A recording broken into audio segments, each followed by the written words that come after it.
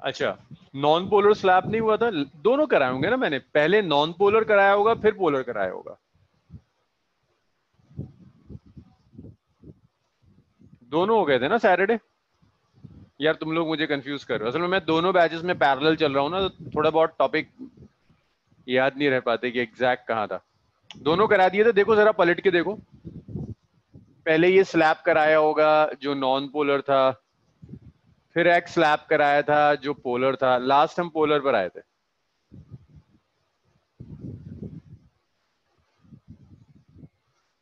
In the presence of electric field भी हो गया था ना। दोनों हो चुका है। हाँ तुम ठीक है, मुझे सही याद है।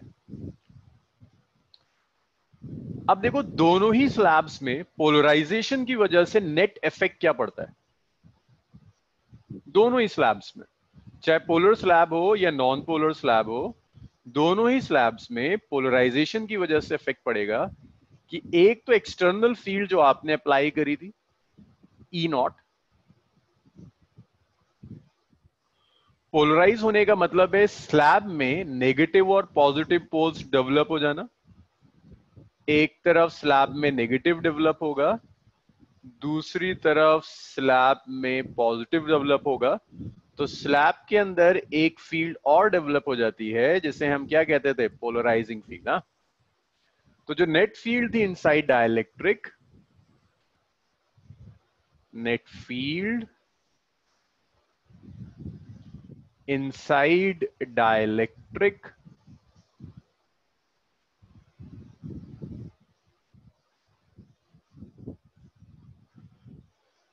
will decrease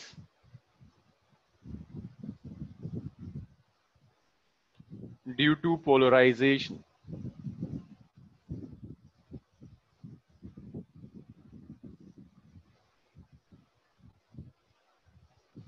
तो इनसाइड डाइलेक्ट्रिक जो नेट फील्ड होगी, that net field will decrease due to polarization. तो पोलराइजेशन की वजह से वो नेट फील्ड डिक्रीज कर देगी। इनसाइड डाइलेक्ट्रिक नेट फील्ड हर हाल में पोलराइजेशन की वजह से डिक्रीज हो जाएगी। सो जो नेट फील्ड होगी inside dielectric, that net field is E naught minus E T.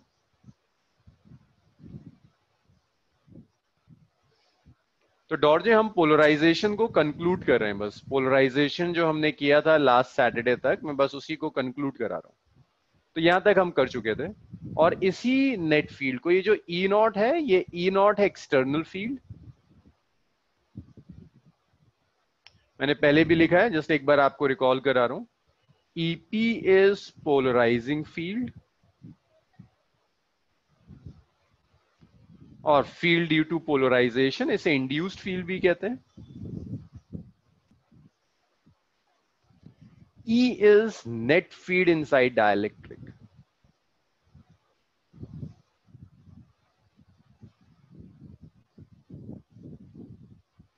It is net field inside dielectric. और आप ऐसे भी लिख सकते हो, E होगा E not divided by K, where K is dielectric constant. K is dielectric constant.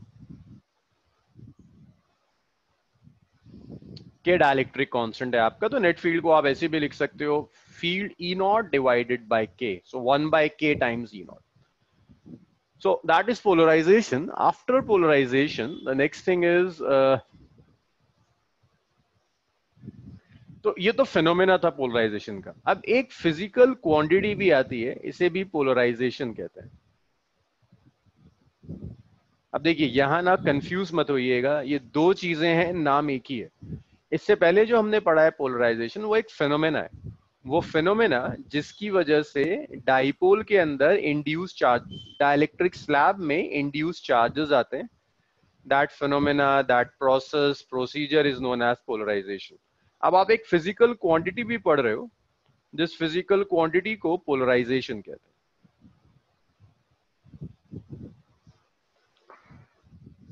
तो देखिए पोलराइजेशन का क्या मतलब होगा। मान लीजिए मैंने आपको एक स्लैब दे दिया,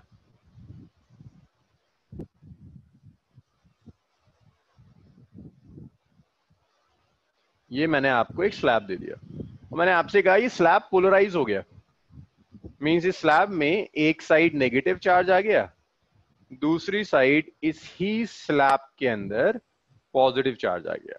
तो स्लैब में एक एक्सटर्नल फील्ड हमने अप्लाई करी थी विच इज ई नॉट,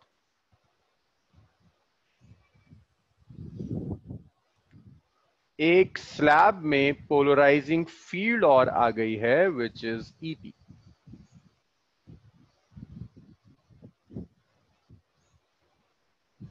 और इस स्लैब में एक डाइपोल मूवमेंट भी है which is P. P is dipole movement of the slab. P is dipole moment of slab. So ये जो स्लैब है इसका डाइपोल मूवमेंट इज,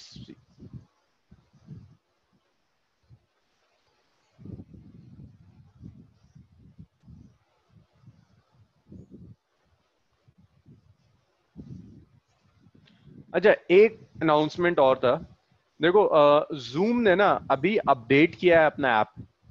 तो आप में से जिन लोगों ने अभी तक अपडेट नहीं किया, हो सकता है उनके ऐप में कुछ प्रॉब्लम्स आनी शुरू हो जाए, तो प्लीज एक बार अपडेट कर लो। एक नया अपडेट आया हुआ है, मतलब आया तो अपडेट 31 मई को था या 1 जून को था, उसे एक बार जरूर अपडेट कर लीजिए। So if P is dipole movement of the slab, और कभी अगर ऐसा हो जाए कि स्क्रीन नहीं आ रही है, तो कभी कभी ऐसा होता है जब आपने ज्वाइन किया ना, आपका इंटरनेट कनेक्शन बहुत स्लो था तो प्रॉपरली कनेक्ट नहीं हो पाया, उसे एक बार डिस्कनेक्ट करिए फिर रिकनेक्ट करके देख लीजिए, यूजुअली वो प्रॉब्लम सॉल्व हो जाती है। तो जो स्लैब है उसका डाइपोल मूवमेंट इज पी। तो जो पोलराइजेशन आप जिसे कहते हैं ना,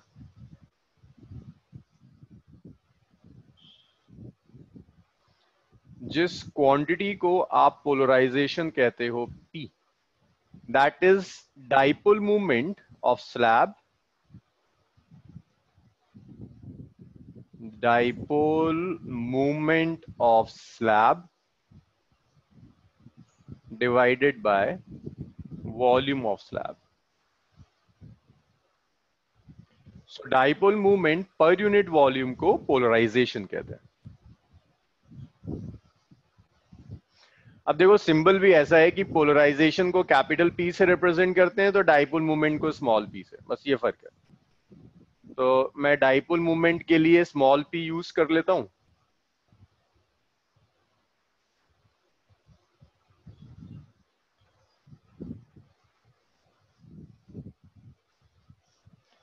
So polarization is dipole moment divided by the volume of slab. This is polarization, dipole moment per unit volume. So इसकी SI यूनिट जब हम कैलकुलेट करेंगे, मुझे SI यूनिट आमना बताएगी। आमना जरा बताओ मुझे SI यूनिट क्या होनी चाहिए पोलराइजेशन की।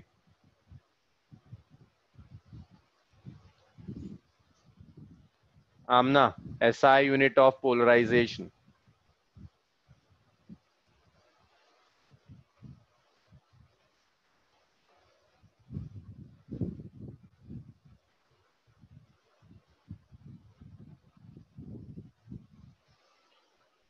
Coulomb per metre cube, coulomb पर मीटर। शाहीन,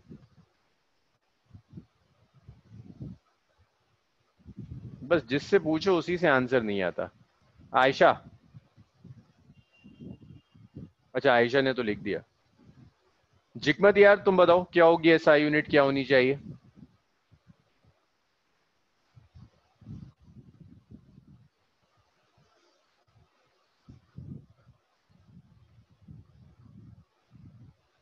नहीं, कूलम पर मीटर नहीं, डॉर्जे, हाँ डॉर्जे का सही आ रहा है। जिगमत तुम्हें ना बहुत रेगुलर रहना होगा क्लासेस में, और ये सबके लिए है, जो लोग बहुत अक्सर छुट्टियां मारते हैं, प्रॉब्लम शुरू हो जाएंगी, मेरे लिए आपको समझाना बड़ा मुश्किल हो जाएगा। अभी तो मैंने फिर भी एक फ्रेश बैच स्टार्ट करी है, तो जिससे प्रॉब्लम आ रही है वो उस फ्रेश बैच को ज्वाइन कर लो। ग्रुप पर, सारे ग्रुप पर उस फ्रेश बैच की टाइमिंग्स डाल दी होंगी। लेकिन आप रेगुलर रहिए वरना छूटता चला जाएगा। देखो एसआई यूनिट क्या होगी, dipole movement coulomb metre, volume is metre cube. हाँ तो कूलम पर मीटर स्क्वायर, इट्स कूलम पर मीटर स्क्वायर। कुछ और याद है किसी को, कूलम पर मीटर स्क्वायर और किस क्वांटिटी की यूनिट थी? खुशी बताओगी जरा, और कोई क्वांटिटी हमने पढ़ी है जिसकी यूनिट कूलम पर मीटर स्क्वायर रही हो?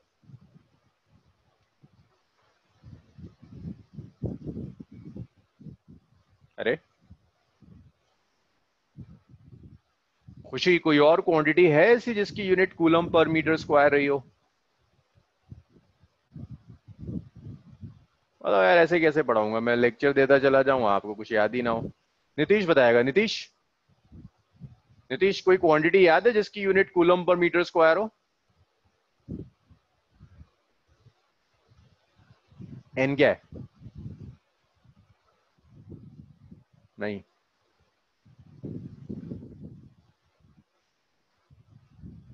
ओपन क्वेश्चन सबके लिए।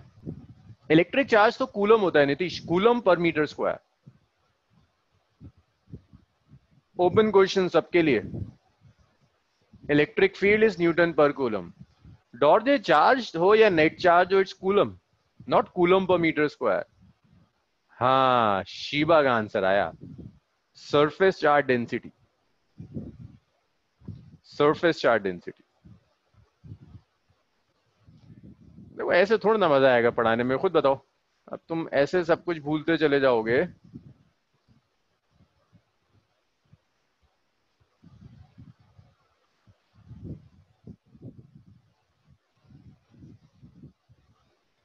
ये तो गलत है ना, आप लोग जब डाउट्स पूछते हैं तो फिर मैं बताता हूँ, जब मैं पूछने पर आता हूँ तो फिर। हाँ देखो अब आए जरा आंसर्स ढंग के। चलो जी इतना लिख डालो, फिर मुझे बताओ इतना हो गया तो रब करते हैं, आगे बढ़ते हैं।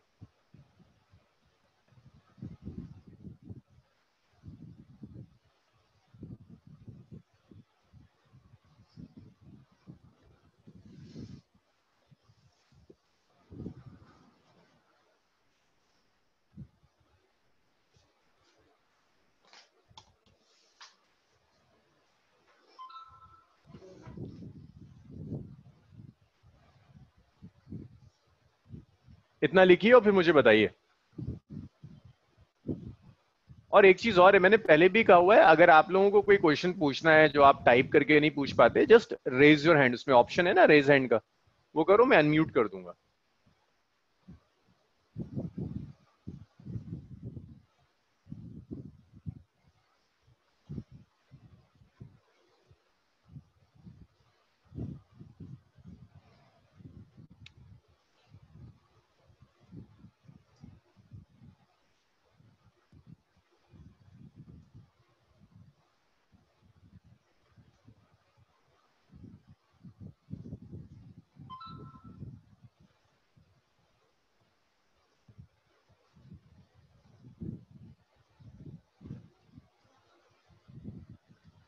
हो गया।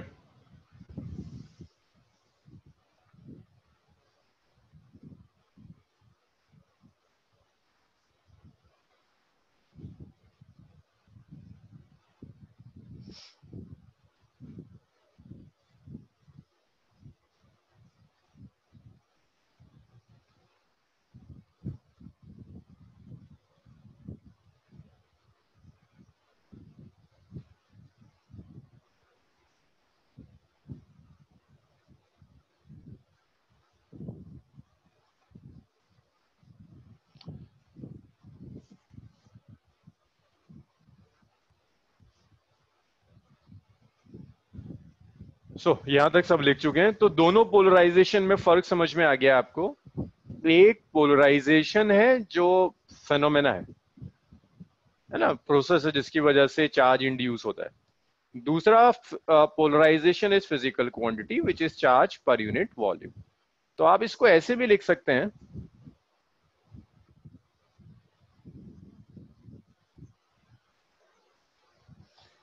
तो एक चीज और इंपॉर्टेंट याद रखिएगा, ये जो पोलराइजेशन है P,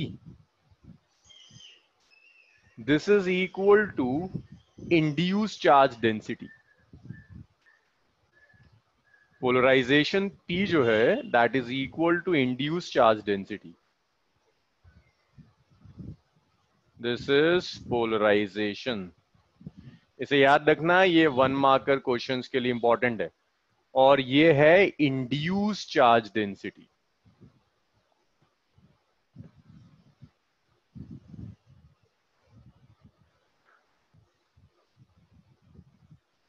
This polarization is equal to induced charge density. ये पोलराइजेशन इंड्यूस चार्ज डेंसिटी के इक्वल होगा. सो इतना काम हमने कर दिया है कि पोलराइजेशन इंड्यूस चार्ज डेंसिटी के इक्वल है. अब एक चीज और देखिए, यहाँ एक टर्म आती है जिसे हम कहते हैं इलेक्ट्रिक ससेप्टिबिलिटी.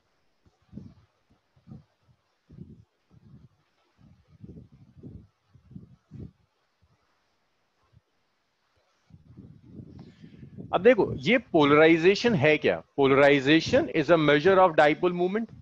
डाइपोल मूवमेंट का तो मेजर है, जितना ज्यादा डाइपोल मूवमेंट होगा उतना ज्यादा पोलराइजेशन होगा. डाइपोल मूवमेंट किस पर डिपेंड करेगा? डाइपोल मूवमेंट डिपेंड करेगा कितने ज्यादा मॉलिक्यूल्स अलाइन हुए हैं. जब मैं आपको पोलराइजेशन सिखा रहा तो मैंने बताया था ऐसा नहीं होता कि सारे मॉलिक्यूल्स अलाइन हो जाए, कुछ कुछ करके धीरे धीरे मॉलिक्यूल्स अलाइन होते हैं. सो ये जो पोलराइजेशन है ये वाला, ये डिपेंड करेगा फील्ड की वैल्यू पर. जितनी स्ट्रॉन्ग फील्ड होगी उतना स्ट्रॉन्ग पोलराइजेशन मिलेगा. तो आप लिख सकते हो कि पोलराइजेशन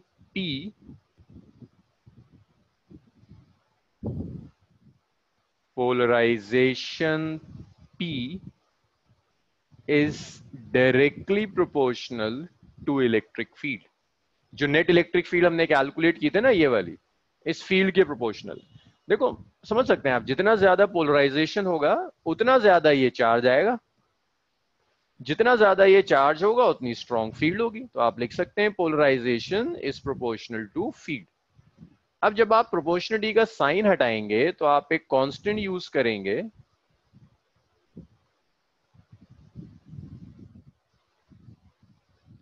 जब भी आप इस प्रोपोर्शनलिटी के साइन को हटाओगे आप एक कांस्टेंट यूज करोगे.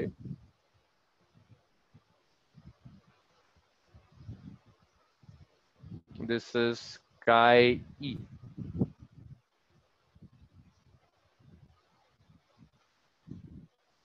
और इसमें हम यूनिटलेस बनाने के लिए इसे एप्सिलॉन नॉट और लगा देते हैं. तो जब आपने प्रोपोर्शनलिटी का साइन हटाया तो एक कांस्टेंट काई यूज किया, एक एप्सिलॉन नॉट. एप्सिलॉन नॉट आप जानते हैं, ये जो काय है इसे हम कहते हैं electric susceptibility.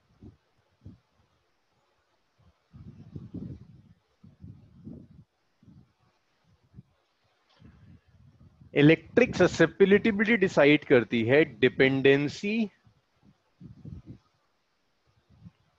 Of polarization on nature of material. तो ये डिसाइड करता है कि पोलराइजेशन नेचर ऑफ मटेरियल पर कैसे डिपेंड करेगा. इसका मतलब है कि मान लो मैं ग्लास लेकर आता हूं और वाटर लेकर आता हूं. एस ग्लास के अंदर पोलराइजेशन ज्यादा होगा as compare to water. So glass की ससेप्टिबिलिटी ज्यादा है वाटर के कंपेरेबल. जिस मीडियम में, जिस मटेरियल के लिए जितना ज्यादा पोलराइजेशन होगा उसकी ससेप्टिबिलिटी उतनी ही ज्यादा होती है. हाँ, कुछ डाउट्स आया?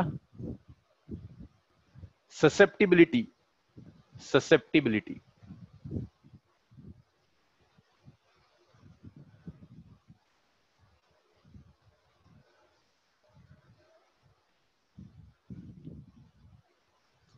इलेक्ट्रिक ससेप्टिबिलिटी कि कौन सा मटेरियल कितनी आसानी से पोलराइज होगा, that is known as susceptibility.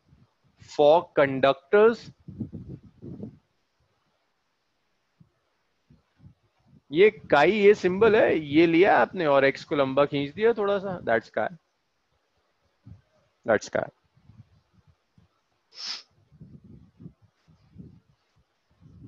For conductors, ये जो ससेप्टिबिलिटी होगी, दिस ससेप्टिबिलिटी इज इन्फिनिट। अगर कंडक्टर है कोई, तो कंडक्टर के लिए ससेप्टिबिलिटी इनफाइनाइट होती है। शेख इसको यूनिटलेस इसलिए बनाते हैं ताकि आप इस ससेप्टिबिलिटी को डाइलेक्ट्रिक कांस्टेंट से कनेक्ट कर पाए। There is a direct relation between susceptibility and dielectric constant. बस उस रिलेशन को डिराइव करने के लिए हम ससेप्टिबिलिटी को यूनिटलेस रखते हैं।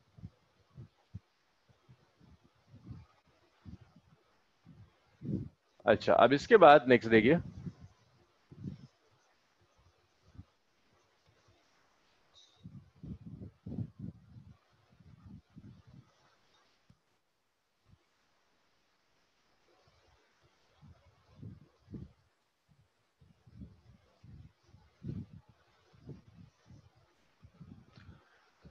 अब देखो, तो पोलराइजेशन है काई ई एप्सिलॉन नॉट ई नॉट। ये पोलराइजेशन का एक्सप्रेशन। तो यहां से आप इलेक्ट्रिक फील्ड को कुछ लिख सकते हो इस एक्सप्रेशन से। आप लिख सकते हैं कि इलेक्ट्रिक फील्ड जो होगी वो पोलराइजेशन डिवाइडेड बाय काई ई एप्सिलॉन नॉट हो जाएगी। यहां से आप फील्ड का एक्सप्रेशन लिख सकते हैं। तो ये रिलेशन है पोलराइजेशन और ससेप्टिबिलिटी के बीच में। इतना लिखिए, बस एक छोटी सी कैलकुलेशन और है इसमें। हाँ प्रांजल, हर मटेरियल के लिए इसकी वैल्यू अलग होती है। जैसे हर मटेरियल के लिए डाइलेक्ट्रिक कांस्टेंट अलग होता है, बिल्कुल उसी तरह से हर मटेरियल के लिए ससेप्टिबिलिटी अलग होती है। इनफैक्ट ससेप्टिबिलिटी को डायरेक्टली डाइलेक्ट्रिक कांस्टेंट से रिलेट किया जा सकता है। वो हम अभी डिराइव करते हैं कि ससेप्टिबिलिटी और डाइलेक्ट्रिक कांस्टेंट में रिलेशन क्या होगा।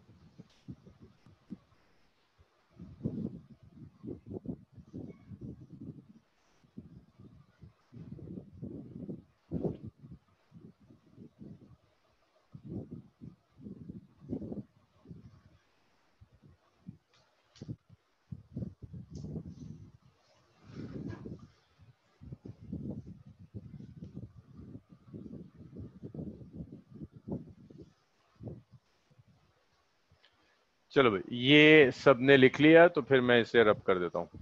नीतीश, हुआ इतना?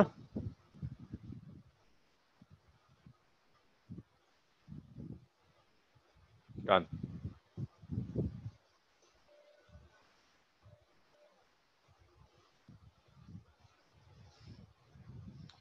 अच्छा, एक चीज और है, मैंने एक नई बैच स्टार्ट करी है। Monday, Friday 7 to 8:30।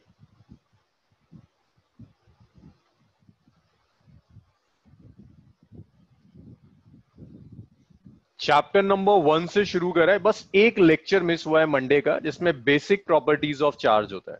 तो आप में से जिन लोगों ने बाद में ज्वाइन किया था या फिर रिवाइज करना चाहते हैं, वो इस बैच को ज्वाइन कर सकते हैं। जैसे नीतीश को मैंने बैकअप नहीं दिया था, नीतीश है, जिगमत का काफी कुछ मिस हुआ है, खुशी को तो मिल चुका है, रेहान। जिन लोगों को मिस हुआ है वो चाहो तो इस बैच को ज्वाइन करो, लेकिन सिर्फ इसे मत ज्वाइन करना। जिस रेगुलर बैच में आ रहे हो उसमें आते रहो, उसके साथ साथ इसे ज्वाइन कर लो। और जब बैकअप आपका पूरा हो जाए तो उसे छोड़ दीजिएगा। ऐसी पूरे साल, हाँ डॉर जी आपको भी आना है, आप भी आते रहिए। पूरे साल ऐसी कई बैचेस स्टार्ट होती रहती हैं, तो आप स्टार्टिंग में ज्वाइन कीजिए, फिर उस बैच को छोड़ दिया करिए अगर कुछ मिस हुआ है। तो ये सबके लिए है, जो भी चाहता है इसे ज्वाइन कर ले एक बार। अगर किसी का कुछ वीक रह गया था, कोई कॉन्सेप्ट वीक रह गया, तो इसे ज्वाइन कर लीजिए। हाँ, चैप्टर 1 चल रहा है, यस। अच्छा, इसके बाद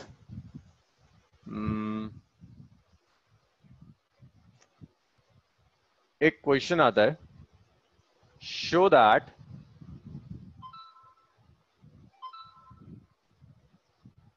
K is equal to 1 plus chi, where K is dielectric constant.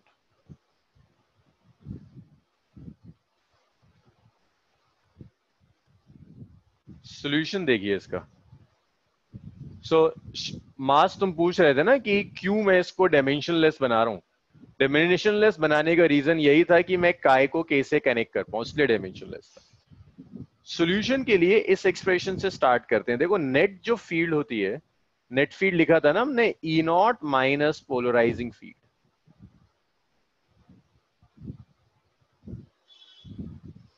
Dielectric में जो नेट फील्ड होती है E, that is E naught minus polarising field. अब ये जो पोलराइजिंग फील्ड है भाई, फील्ड होती है सिग्मा बाय एप्सिलॉन नॉट। इसे लिख सकते हो polarizing charge density divided by epsilon not.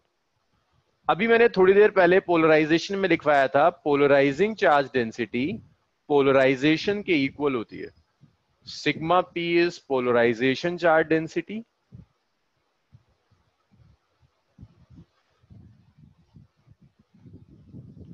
Polarisation charge density, और P है पोलराइजेशन।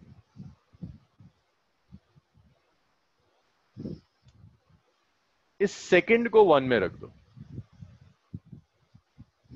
सो जो नेट फील्ड है, that net field is E not minus E P which is P by epsilon nought. ये आ गया। अब देखो इसे इक्वेशन नंबर 3 कह देते हैं। अभी लास्ट सेक्शन में ही लिखा था मैंने कि पोलराइजेशन होता है काय epsilon not into E। That's equation number 4। इस 4 को 3 में रख दीजिए। सो ये E हो जाएगा E not minus P which is chi epsilon naught E divided by epsilon naught, gets cancelled out. So ये E आ गया, it's E not minus susceptibility into E naught divide by E। पूरी equation को E से डिवाइड कर दीजिए। So you will get E by E is E naught by E minus chi E by E। देखिए ये कैंसिल हो जाएगा, ये कैंसिल होके 1 आ जाएगा। और अभी लिखवाया था मैंने, E को लिख सकते हो ना आप E नॉट बाय के, तो यहां से K आ जाएगा E नॉट बाय E। तो ये जो E नॉट बाय E है, इसकी जगह आप K लिख दीजिए। So you have 1 is equal to K minus काय, तो K आ गया, it's 1 plus susceptibility. So that is dielectric constant. Dielectric constant K is 1 plus chi. 1 plus susceptibility को आप dielectric constant कहें। हाँ जी, मुझे बताइए यहां तक क्या प्रॉब्लम है? क्लियर हुआ सब?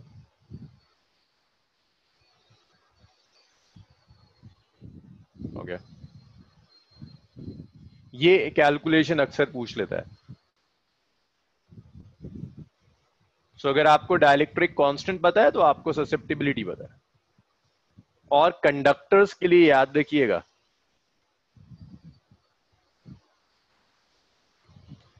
कंडक्टर्स के, हाँ निकाल सकते हैं, के इंफिनिटी है तो ससेप्टिबिलिटी भी इंफिनिटी होगी। Polarisation is infinite, polarisation charge density is infinite. EP E के इक्वल होता है, ई नॉट के इक्वल। नेट फील्ड जिसे आप ई नॉट माइनस ईपी कहते हो वो कैंसिल हो जाता है, ई जीरो हो जाता है। ये गलत हो जाएगा, ये नहीं लिख सकते।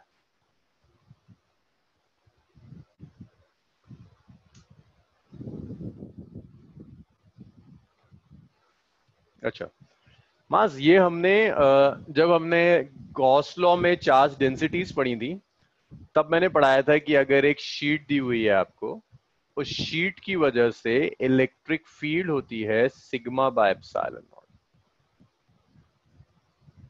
वहां से मैं यूज कर रहा हूं, ये गॉस लॉ से उठा के लेकर आ रहा हूं मास। ये अभी आगे हम पैरेलल प्लेट कैपेसिटर में फिर प्रूफ कर लेंगे, लेकिन फिलहाल इसे मैंने गॉस लॉ से उठाया।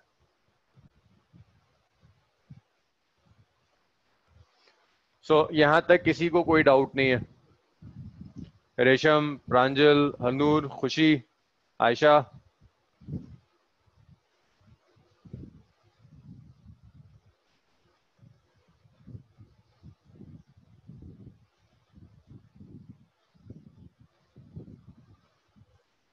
Second.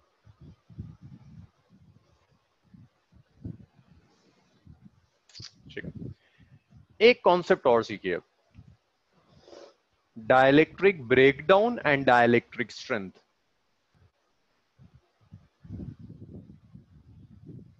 Dielectric breakdown and strength.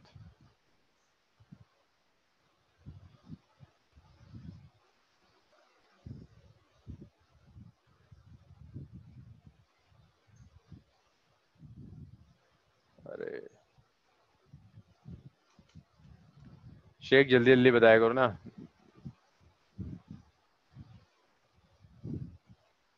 लिखो लिखो जल्दी लिखो।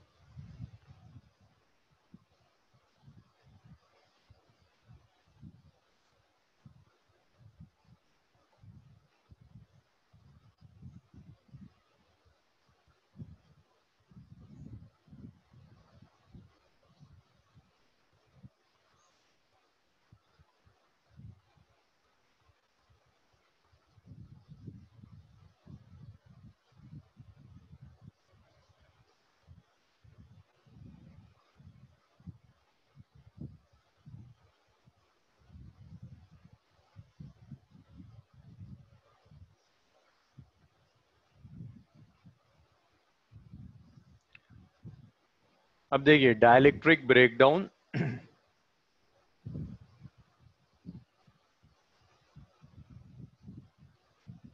And strength. अब कुछ चीजों के मुझे जवाब जल्दी जल्दी दो। अगर मैं एक डाइलेक्ट्रिक मटेरियल ले रहा हूं, वो डाइलेक्ट्रिक मटेरियल कैसा होता है? इट्स कंडक्टिंग और non conducting. Dielectric material, dielectric is non conducting, है ना? Dielectric is non conducting, insulating material, conduct नहीं करता। ग्लास नॉन कंडक्टिंग है, एयर नॉन कंडक्टिंग है। Yes, it's non conduct. अगर मैं डाइलेक्ट्रिक को पोलराइज कर दूं, आयनाइज कर दूं, पोलराइज नहीं आयनाइज कर दूं, मींस हर चीज में नेगेटिव पॉजिटिव होता है, मैं नेगेटिव अलग कर दूं, पॉजिटिव अलग कर दूं। लाइक एयर है, एयर को आयंस में ब्रेक कर दूं, नेगेटिव अलग कर दूं, पॉजिटिव अलग कर दूं। अब बताओ, अब एयर कंडक्टिंग होगी नॉन कंडक्टिंग? कंडक्टिंग हो जाएगा।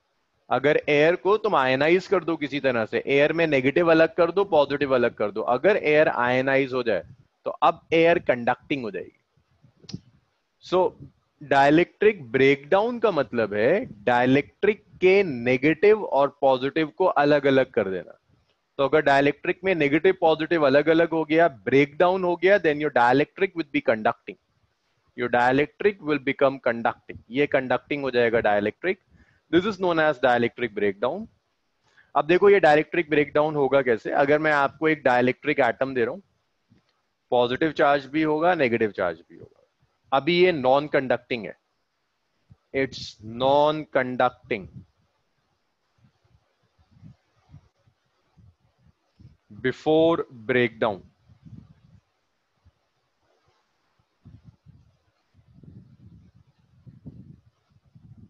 ब्रेकडाउन से पहले दिस इज नॉन कंडक्टिंग।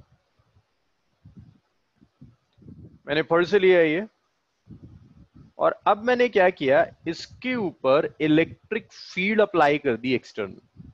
अब इस इलेक्ट्रिक फील्ड की वजह से क्या होगा? Positive charge will experience force in the direction of field. ये इलेक्ट्रिक फील्ड पॉजिटिव चार्ज पर राइट में फोर्स अप्लाई करेगी।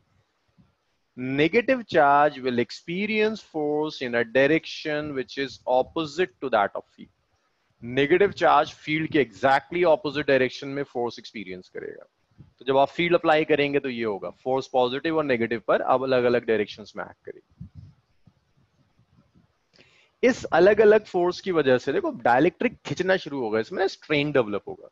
आप जैसे जैसे फील्ड अप्लाई करोगे ये स्ट्रेन बढ़ता चला जाएगा। फील्ड की एक वैल्यू होगी जिसके लिए if external field E approach dielectric strength,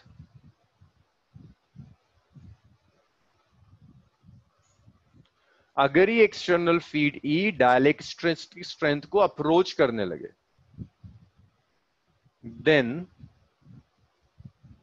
dielectric strength means her material की एक लिमिट होती है, जिस लिमिट तक अगर आप फील्ड अप्लाई करोगे तो उसका नेगेटिव पॉजिटिव अलग अलग नहीं होगा, लेकिन उस लिमिट के बियॉन्ड अगर आपने फील्ड अप्लाई कर दी तो नेगेटिव अलग हो जाएगा, पॉजिटिव अलग हो जाएगा।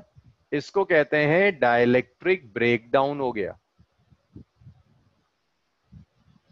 और अगर डाइलेक्ट्रिक का ब्रेकडाउन हो गया तो आपका जो डाइलेक्ट्रिक है वो डाइलेक्ट्रिक कंडक्टिंग हो जाएगा, आयंस बन जाएंगे, आयंस आर कंडक्टिंग। और जिस फील्ड की वैल्यू के लिए ब्रेकडाउन होता है, value of external electric field, external electric field at which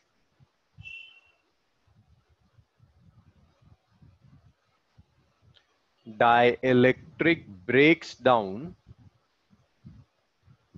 is dielectric strength।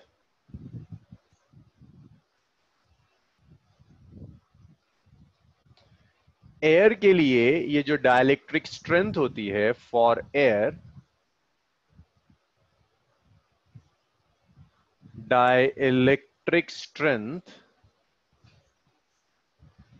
E is 3 into 10 raised to the power 6 volt पर मीटर।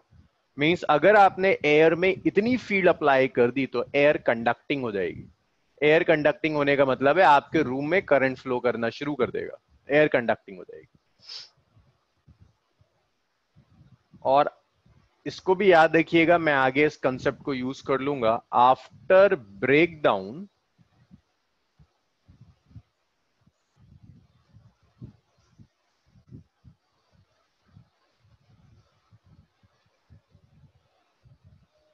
एयर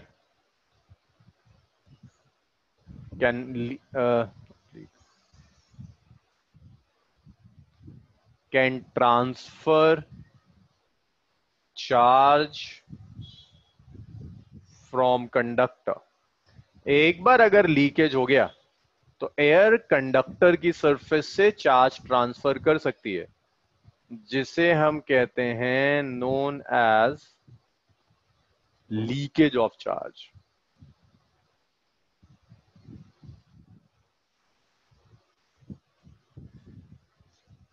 ये पीस लिया मैंने। कंडक्टर है मान लो, मैंने चार्ज देना शुरू किया, फील्ड इंक्रीज होगी, आसपास की एयर कंडक्टिंग हो गई, एयर का ब्रेकडाउन हो गया, तो वो एयर इसकी सरफेस से चार्ज लेकर जाना शुरू कर देगी। जैसे वायर से अगर मैं कनेक्ट कर दूं तो चार्ज फ्लो करने लगता है, एयर इसकी सरफेस से चार्ज लेकर जाना शुरू कर देगी। इसी को कहते हैं चार्ज लीक करना शुरू हो जाएगा। This is known as leakage of charge. हाँ, प्रैक्टिकल कर सकते हैं भाई। ये जो लाइटनिंग होती है, लाइटनिंग में जो इलेक्ट्रिसिटी है क्लाउड से लेके अर्थ तक, वो एयर के थ्रू ही तो आती है। सो ड्यूरिंग लाइटनिंग आपके एयर का ब्रेकडाउन हो जाता है, वो कंडक्टिंग हो जाती है। But practically this is a very very strong field. इस फील्ड को जनरेट करने के लिए बहुत हैवी चार्ज डेंसिटी चाहिए, जो अभी मैं सिखाता हूं कि हैवी चार्ज डेंसिटी कैसे आएगी। नेक्स्ट टॉपिक में आपको प्रैक्टिकल एप्लीकेशन दिख जाएगी।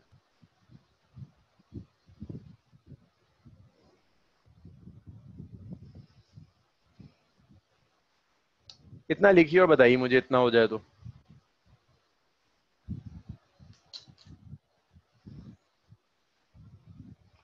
वोल्टेज डायमेंशंस पर डिपेंड करेगा कंडक्टर की। तो डॉर्जे वोल्टेज बताना तो मेरे लिए मुश्किल है, फील्ड की वैल्यू इतनी है।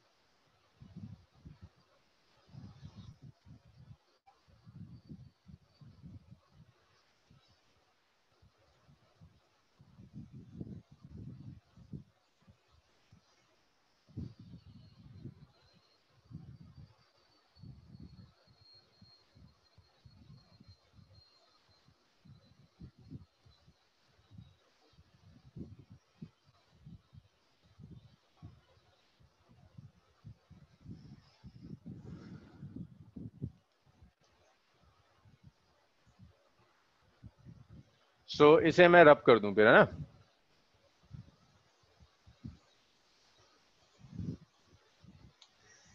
अच्छा, हाँ Pranjal, minimum field required for breakdown is right. So E is the minimum field required for breakdown. Yes. इसके बाद नेक्स्ट देखिए.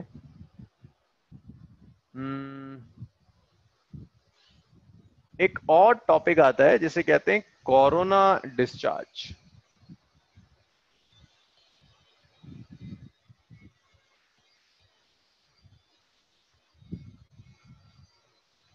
Action of sharp point.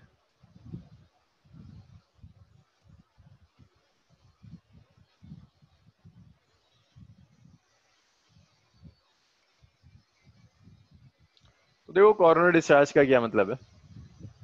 अगर मैं एक कंडक्टर ले लूं, बहुत पॉइंटेड एंड का, अगर मैंने कोई कंडक्टर लिया हुआ है,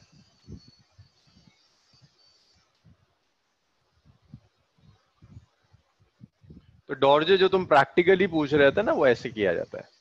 तुमने एक कंडक्टर ले लिया, it's a very pointed and का कंडक्टर है, आपने इसे कुछ चार्ज दिया, क्यू चार्ज दिया. तो जो सरफेस चार्ज डेंसिटी होगी ना पॉइंटेड एंड की, surface charge density of pointed end. Dorje जरा बताओ सरफेस चार्ज डेंसिटी कैसे कैलकुलेट करते हैं. डॉर्जे, सरफेस चार्ज डेंसिटी कैसे कैलकुलेट करते हैं.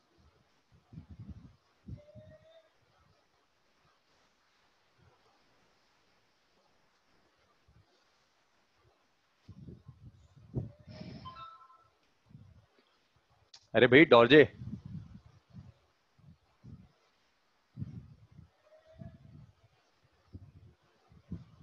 अब ऐसे फिजिक्स नहीं हुआ करती, सिर्फ सोचने से थोड़ी ना फिजिक्स हो जाती है, इमेजिनेशन से. मतलब कुछ तो पढ़ना पड़ता है, कुछ फैक्ट्स याद रखने पड़ते हैं, ऐसे थोड़ी ना हो जाएगा. हाँ, surface charge density is charge divided by area. Pointed and के लिए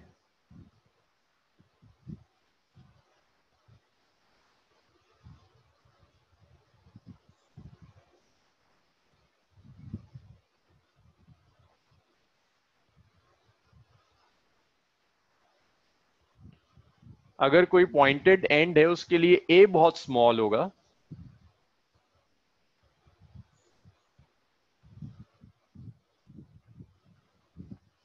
सिग्मा बहुत लार्ज आएगा. और जो इलेक्ट्रिक फील्ड होगी पॉइंटेड एंड की,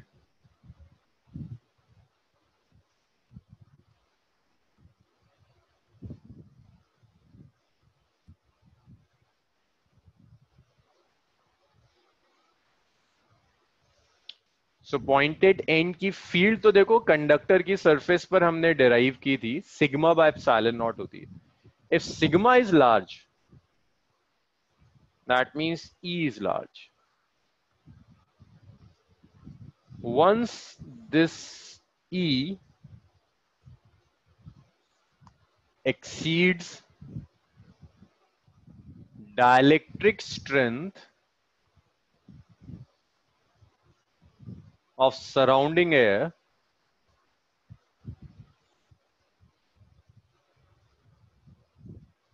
that is एक बार ये फील्ड 3 into 10 raised power 6 को एक्सीड कर दे, air becomes conducting.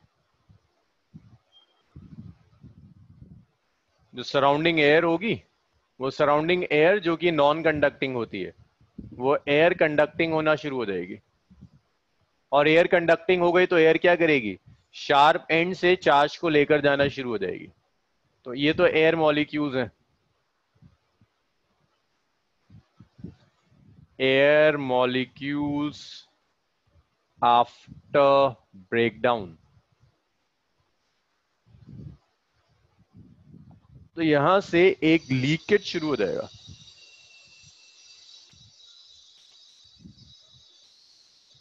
And leakage of charge starts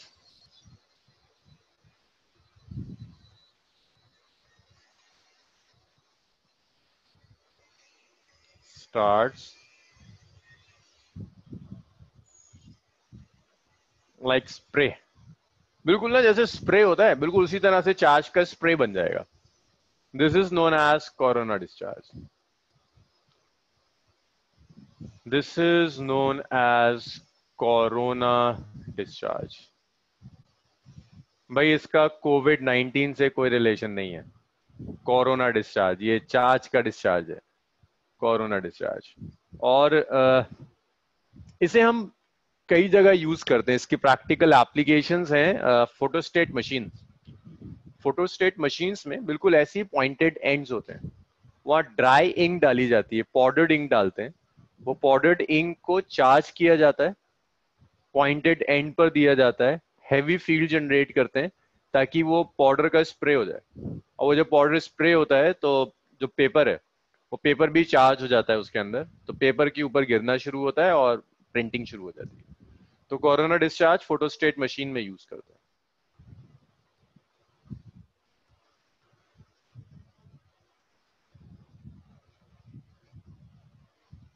जहां ड्राई इंक यूज करते हैं.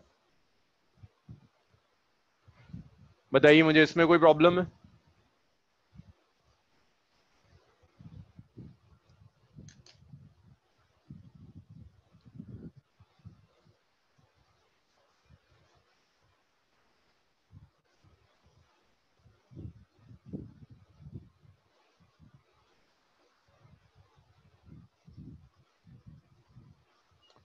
डाउट्स बताइए, यहाँ कोई डाउट?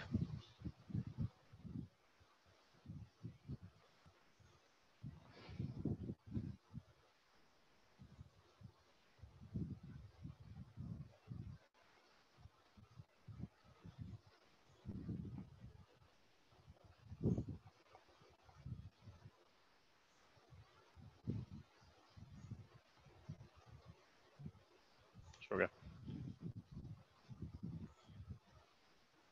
इतना हो जाए मुझे बताओ, इसे रब करते हैं फिर नेक्स्ट टॉपिक स्टार्ट करते हैं.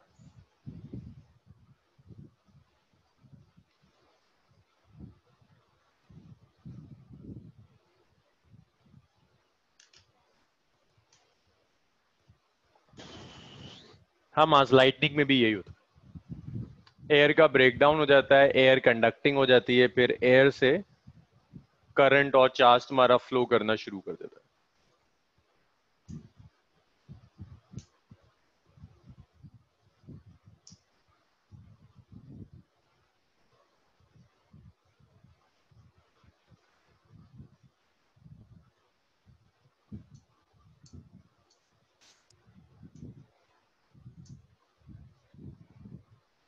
वहां देखो, शार्प पॉइंट तो हमारे लिए मजबूरी है ना, हम बहुत ज्यादा चार्ज नहीं दे सकते.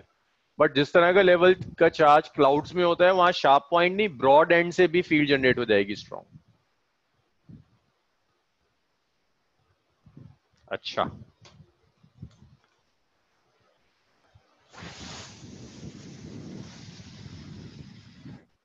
चलो जी, इसे रब कर देते हैं.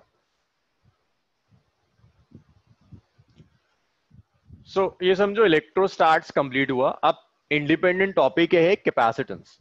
Capacitance directly third chapter current electricity से कनेक्ट हो जाता है.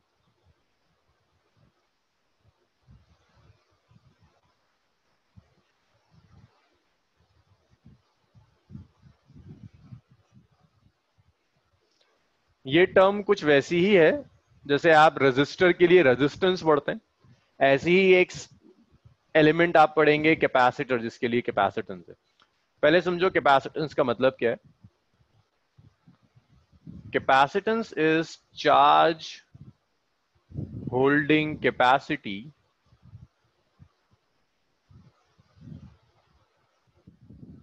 Of conductor.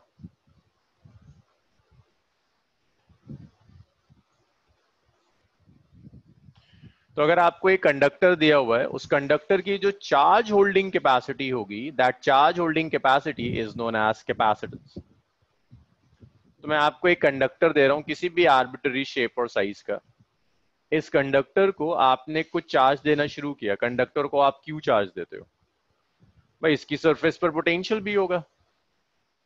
तो जो भी आप चार्ज दोगे वो चार्ज उसके पोटेंशियल के डायरेक्टली प्रोपोर्शनल है। मींस आप चार्ज देते चले जाओ, पोटेंशियल बढ़ता चला जाएगा। तो जो भी आप चार्ज देंगे वो पोटेंशियल के डायरेक्टली प्रोपोर्शनल होगा। जब आप प्रोपोर्शनिटी का साइन हटाओगे तो एक कांस्टेंट आएगा, सी वी आ जाएगा। सी कैपेसिटेंस कहते हैं।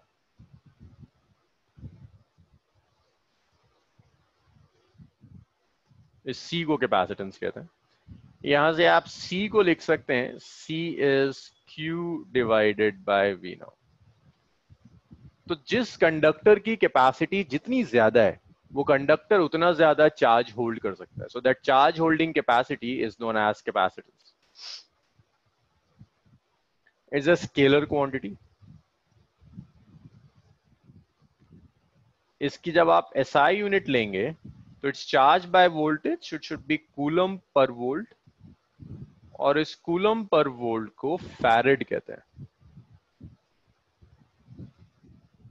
फैरेड इसकी एसआई यूनिट होगी। अब 1 फैरेड बहुत बड़ी यूनिट होती है, आप अक्सर स्मॉलर यूनिट्स यूज किया करेंगे, micro farad. 1 micro farad means 10⁻⁻⁻⁶ farad. एक और आप यूनिट यूज करोगे, pico farad, P for pico. Pico farad is 10⁻⁻12 farad. अब चीज और देखिए, यहां से देखकर लगता है कि कैपेसिटी चार्ज पर भी डिपेंड कर रही है और पोटेंशियल पर भी।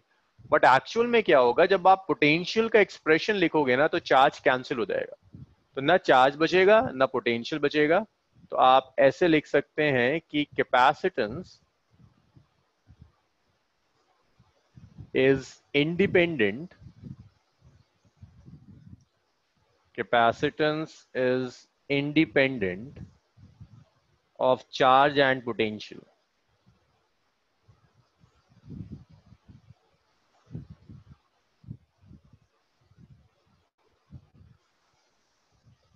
कैपेसिटेंस चार्ज से भी इंडिपेंडेंट है, पोटेंशियल से भी इंडिपेंडेंट है। इट डिपेंड्स ऑन शेप, और शेप साइज की जगह ऐसे लिख दो, it depends on geometry of conductor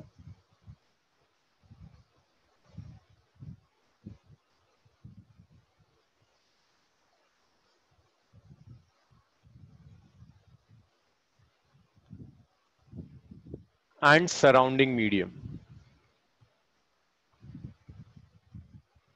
सिर्फ ये ज्योमेट्री पर डिपेंड करेगा और सराउंडिंग मीडियम पर डिपेंड करेगा।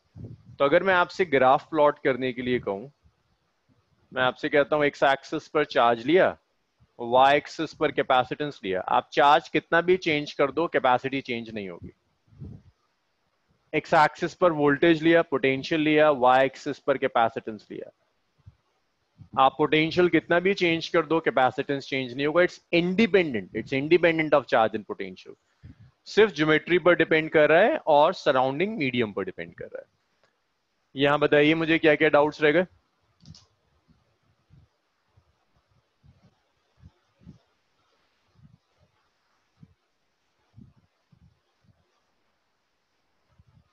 सी ज्योमेट्री चेंज करोगे तो सी चेंज हो जाएगा। चार्ज और पोटेंशियल से इंडिपेंडेंट है, राइट।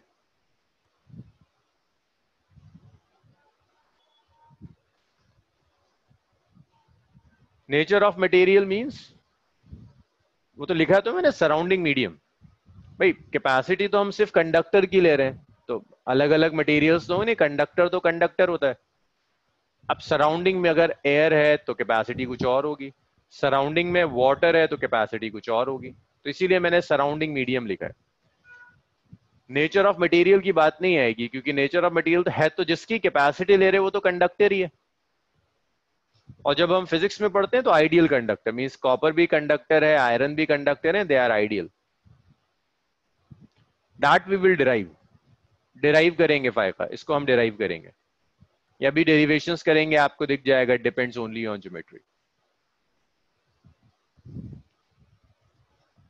कम है डॉर्जे, 1/10⁻12 है, बहुत छोटा है। -12 का क्या मतलब है, 1/10⁻12। तो अगर माइक्रो 0.0050 के बाद 1 है तो ये 11 जीरो के बाद 1 है। और डाउट्स बताइए मुझे इसमें।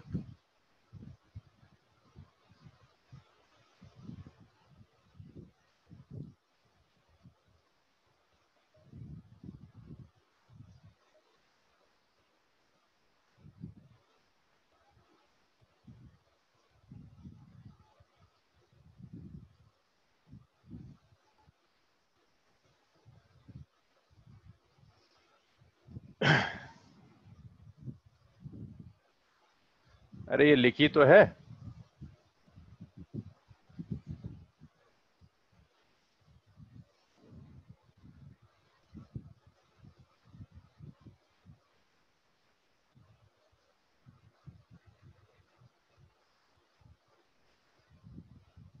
रब कर दूं, सबने लिख लिया?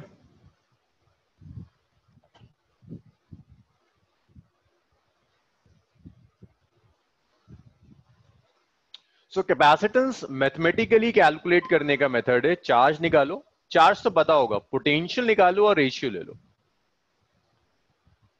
जैसे अगर मैं आपसे कहता हूं कैपेसिटेंस कैलकुलेट कीजिए ऑफ एन आइसोलेटेड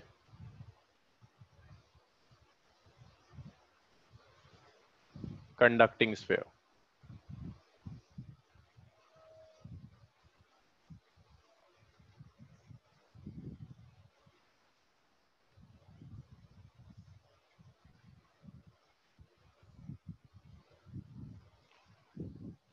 सो आपको एक स्फीयर गिवन है,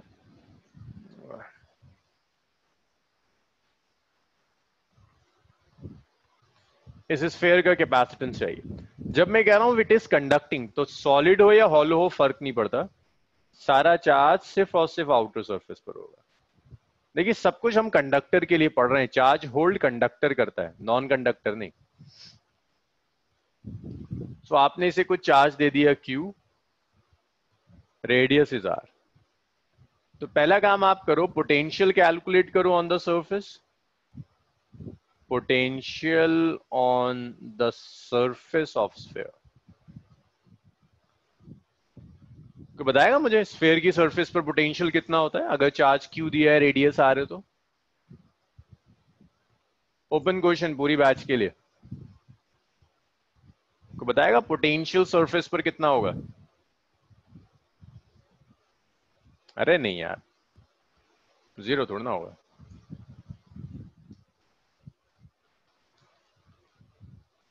हाँ, एशिफ का सही है। सरफेस पर होगा Q by 4 pi epsilon naught R।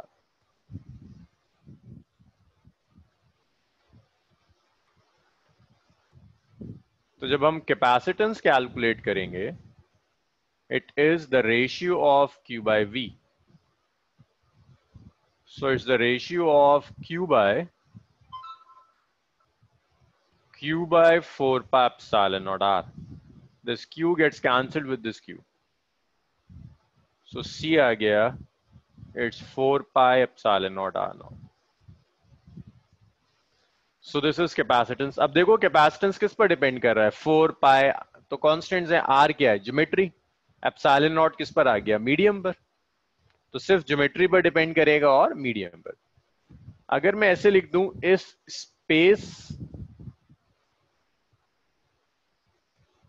अभी तो एयर है ना इसकी सराउंडिंग में, अगर मैं लिख दूं इफ मीडियम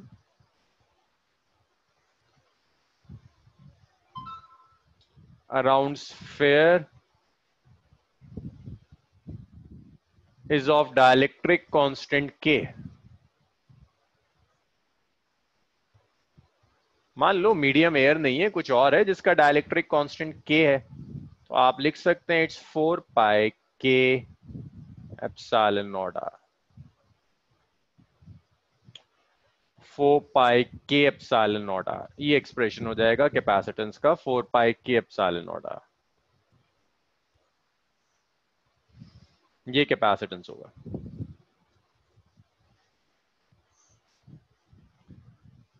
अच्छा, अब इसके बाद यहीं से ना हम कैपेसिटी ऑफ अर्थ भी कैलकुलेट कर सकते हैं। हम अर्थ को कंसिडर कर सकते हैं, earth can be consider as a conducting sphere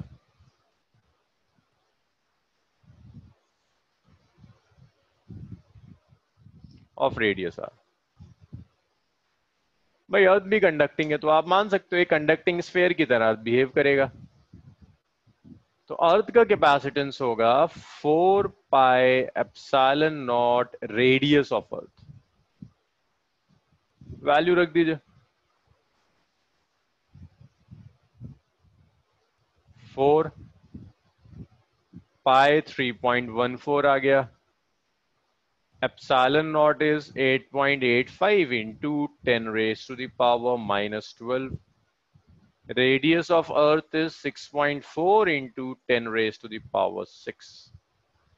तो जब आप इस पूरे को सॉल्व करोगे so it comes out to be 711 into 10⁻⁻6 farad, means 711 microfarad. तो देखो अर्थ की कैपेसिटी कितनी कम होती है कंडक्टर की, कि अगर आप पूरे अर्थ के साइज का भी कंडक्टर ले लो तब भी कैपेसिटी कितनी होगी, 711 माइक्रोफेरेड। यहां तक मुझे डाउट्स बताइए। तो ये चीज एक फायका तुम पूछ रही थी कि कैसे सिर्फ ज्योमेट्री पर डिपेंड करता है, तो वो यहां दिख गया। हाँ भाई, यहां तक मुझे डाउट्स बताइए, क्या क्या डाउट्स हैं, क्या क्या प्रॉब्लम्स हैं।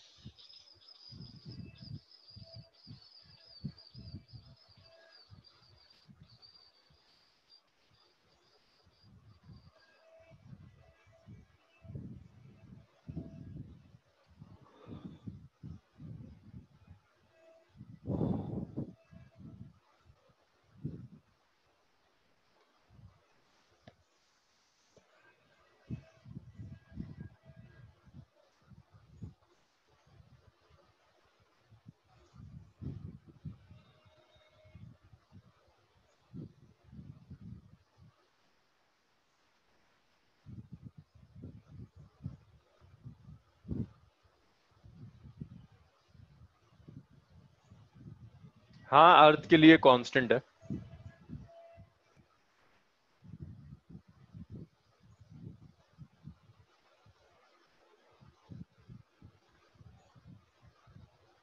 हाँ, फायदा कांस्टेंट होती है, अर्थ के लिए कांस्टेंट है।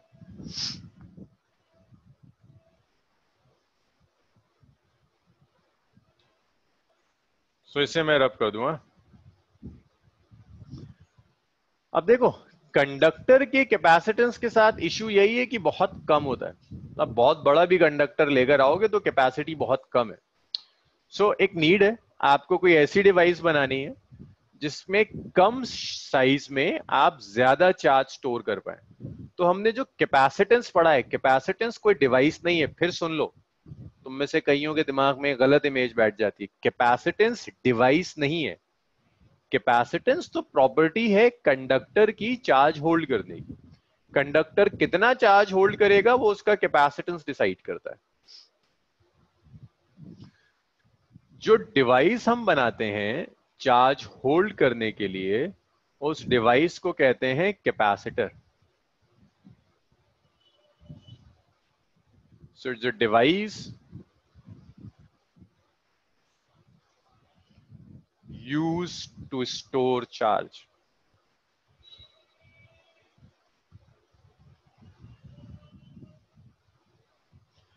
चार्ज को स्टोर करने के लिए,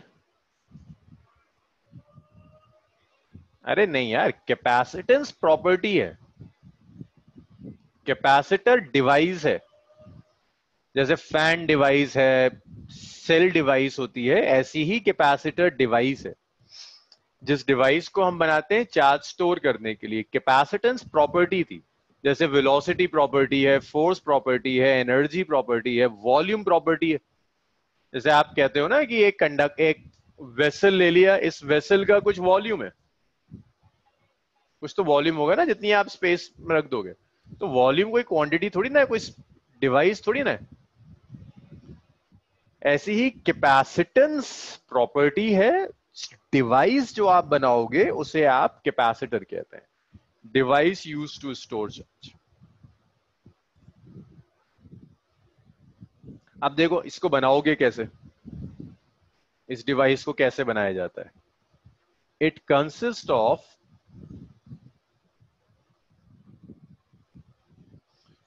two oppositively charged conductors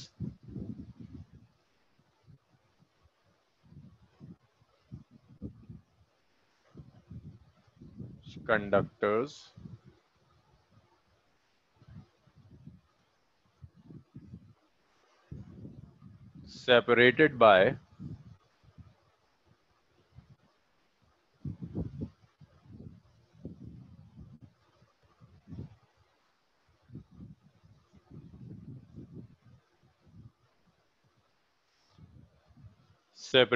dielectric medium. इसमें दो ऑपोजिटिवली चार्ज कंडक्टर्स होंगे जिन्हें हम एक डाइलेक्ट्रिक मीडियम से सेपरेट कर देते हैं, that is known as capacitor. Consist of oppositively charged conductors separated by a dielectric medium. So इसमें ऐसा करेंगे, आप दो कंडक्टर्स लोगे, एक कंडक्टर को ऑपोजिटिवली, एक कंडक्टर को पॉजिटिव दिया, एक कंडक्टर को नेगेटिव दिया,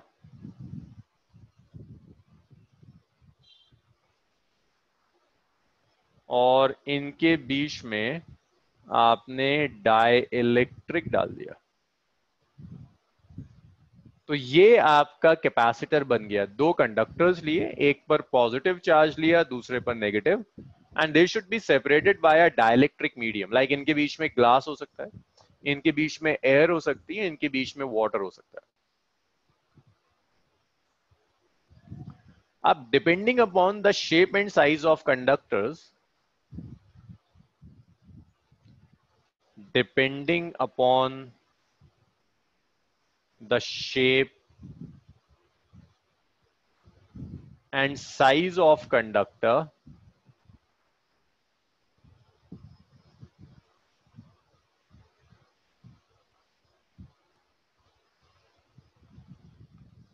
a capacitor can be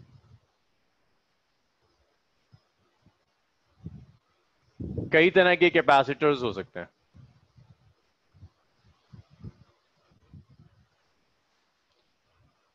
parallel plate capacitor हो सकता है,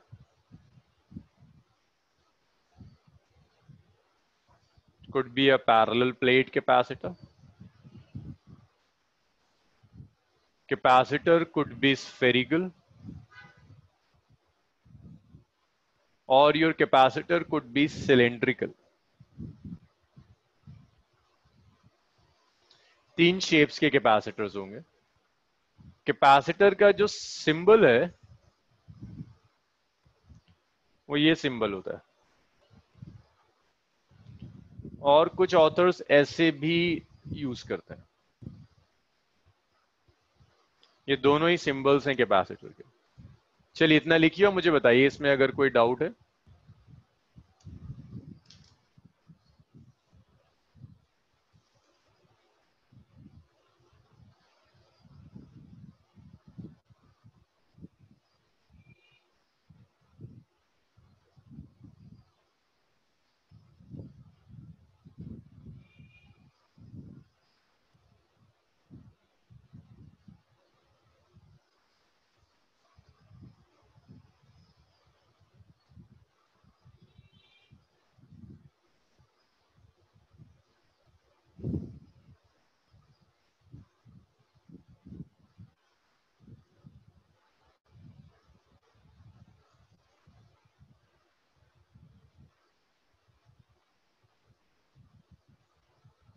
इसमें डाउट्स बताइए।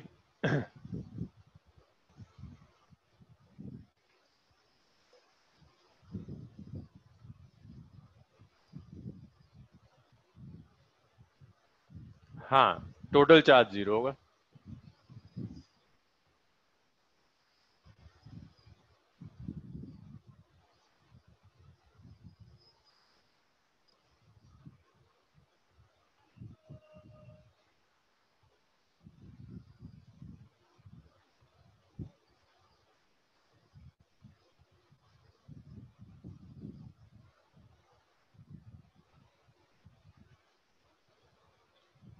भाई इतना लिखा सबने, रब करूं इसे?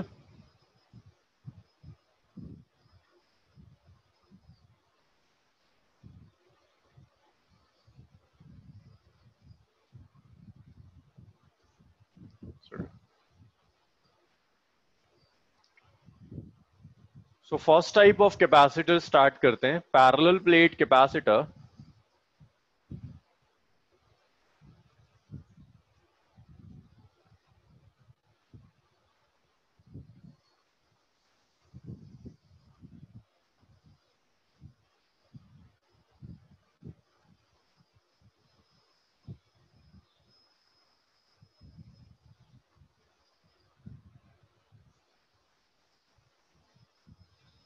Parallel plate capacitor with air in between plates.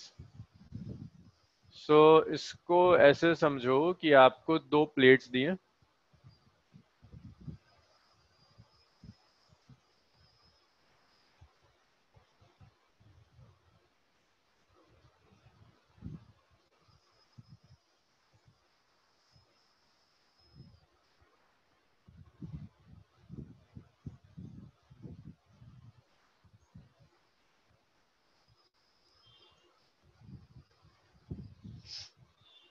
तो इस प्लेट का भी एरिया ए, इस प्लेट का भी एरिया ए। दोनों प्लेट्स के बीच में जो सेपरेशन है, दैट सेपरेशन इज डी। तो आपने दो प्लेट्स ले ली ऐसी ना, दो प्लेट्स ले ली, प्लेट्स के बीच में डी सेपरेशन है। प्लेट्स रेक्टेंगुलर भी हो सकती हैं, ये प्लेट्स ट्रायंगुलर भी हो सकती हैं, किसी भी तरह की दो प्लेट्स हैं, बस उनके बीच में डी सेपरेशन। एक प्लेट पॉजिटिवली चार्ज्ड है, दूसरी प्लेट नेगेटिवली चार्ज्ड। अब मैं ऐसे नहीं ड्रॉ किया करूंगा, मैं इसे हमेशा ऐसे ड्रॉ करूंगा, टॉप व्यू बनाए करेंगे हम बस। एक एरी प्लेट, दूसरी एरी प्लेट, ये इनके बीच का separation. So plate area A, separation between plates is D. एक प्लेट पर चार्ज है पॉजिटिव, दूसरी प्लेट पर चार्ज है नेगेटिव। तो ये दो प्लेट्स हैं आपके पास, इसकी चार्ज डेंसिटी प्लस सिग्मा, इसकी charge density minus sigma.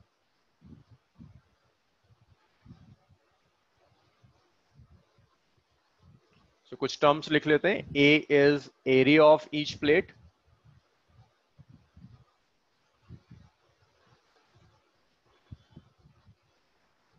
D is separation between plates,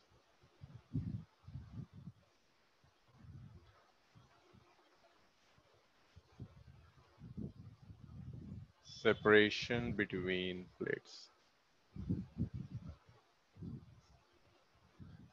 नहीं, अभी डायलेक्ट्रिक नहीं, अभी तो फ्री स्पेस समझ लो प्रांजल। वैक्यूम है, एयर और वैक्यूम को एक ही तरह से ट्रीट करते हैं, तो अभी वैक्यूम है। इसके बाद डायलेक्ट्रिक इंट्रोड्यूस करेंगे। Plus minus sigma charge density on plates. अभी मीडियम नहीं है, कोई भी फ्री स्पेस है, vacuum air.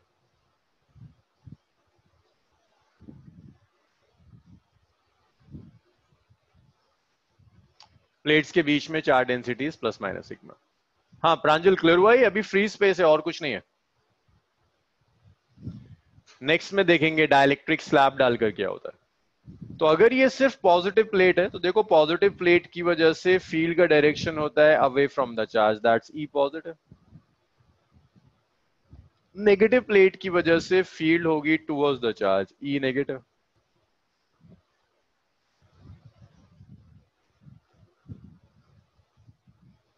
So electric field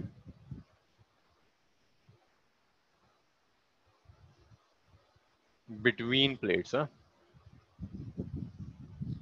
so plates के बीच में जो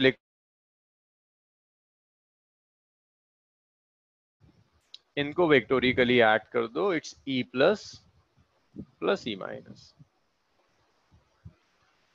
पॉजिटिव और नेगेटिव जो दोनों फील्ड्स हैं इनको वेक्टोरिकली ऐड कर दीजिए। अब आपको जरूरत पड़ेगी ई प्लस और ई माइनस के मैग्नीट्यूड्स की। तो प्लस और ई माइनस का जो मैग्नीट्यूड होता है ये होता है sigma by 2 epsilon naught. Sigma सब जानते हैं, चार्ज डेंसिटी, हाँ, कूलम पर मीटर स्क्वायर यूनिट होती है। सो जो नेट फील्ड आएगी प्लेट्स के बीच में, देखो दोनों सेम डायरेक्शन में, तो वेक्टोरिकली ऐड करो या एल्जेब्रिकली ऐड करो, एक ही चीज है, E plus plus E minus आ जाएगा। तो ये फील्ड आ गई sigma by 2 epsilon not plus sigma by 2 epsilon not, field हो गई sigma bye epsilon not. This is electric field between the plates. अब इलेक्ट्रिक फील्ड आ गई, आपको पोटेंशियल डिफरेंस चाहिए।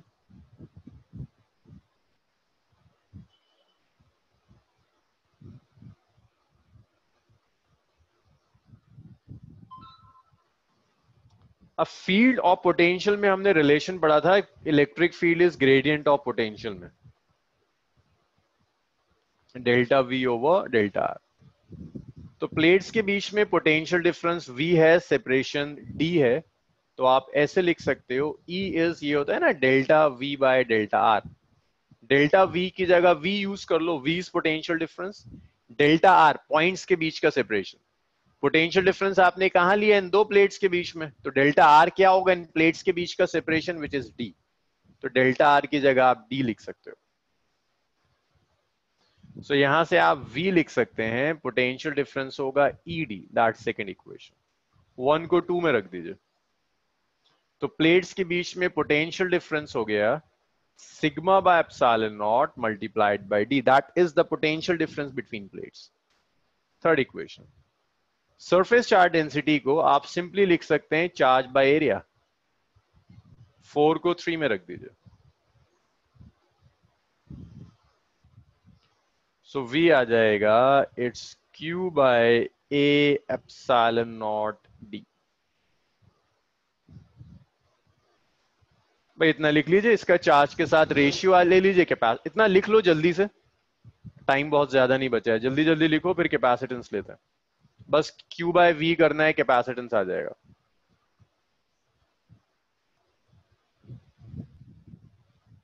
इतना लिखो।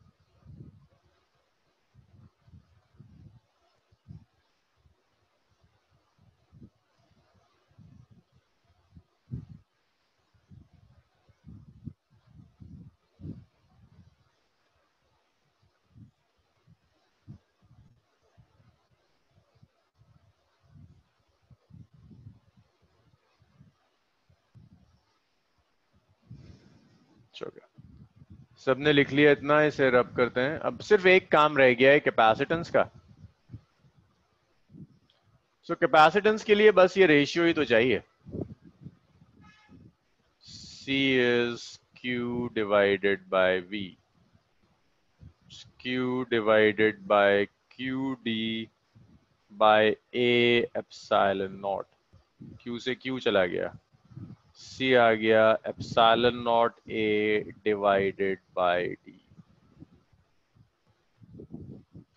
सो ये कैपेसिटेंस है epsilon naught A by D। Now parallel plate capacitor फिर से देख लो, सिर्फ ज्योमेट्री पर डिपेंड कर रहा है और कुछ नहीं आ रहा, सिर्फ एरिया आ रहा है, सेपरेशन आ रहा है और मीडियम आ रहा है। तो अगर प्लेट्स के बीच में फ्री स्पेस है तो पैरेलल प्लेट कैपेसिटर का कैपेसिटेंस ही होगा epsilon naught A by D। इतना लिखिए। आज बस इसे यहीं छोड़ेंगे, थर्सडे से कंटिन्यू करेंगे आगे।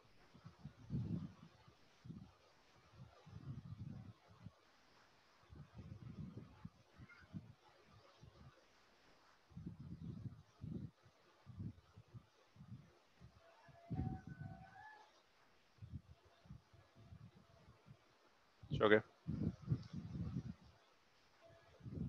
चलो भाई इसे आज यहीं छोड़ते हैं ना भाई, केमिस्ट्री क्लास है। ओके।